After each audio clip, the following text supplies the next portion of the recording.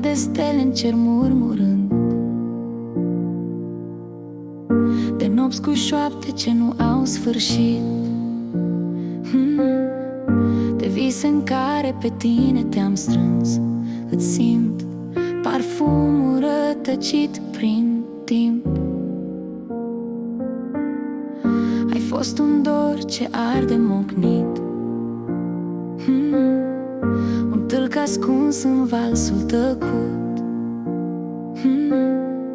când ochii voștri mi-au prins un zenit, realitatea parcă s-a pierdut.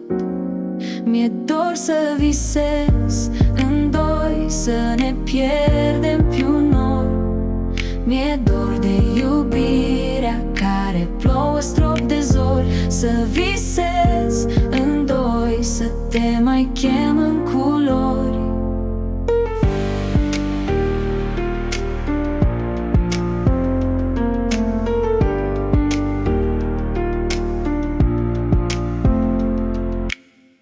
Ziduri de umbre mă strâng în visare, încos inima cu fir de darămiu.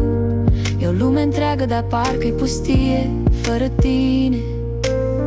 E totul ce nu știu. Îmi cântă vântul un refren uitat, dorul își lasă aripa pe cer, cuvintele-ți răsună în univers, fiindcă tu ai fost mereu la mine în gând. Mi-e dor să visez în doi, să ne pierdem pe un nor. Mi-e dor de iubirea care plouă strop de zori, să visez în doi, să te mai chem în culori.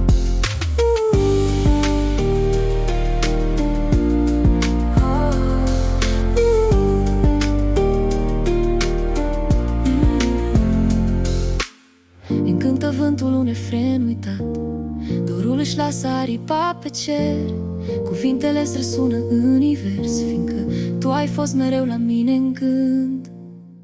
Mi-e dor să visez în doi, să ne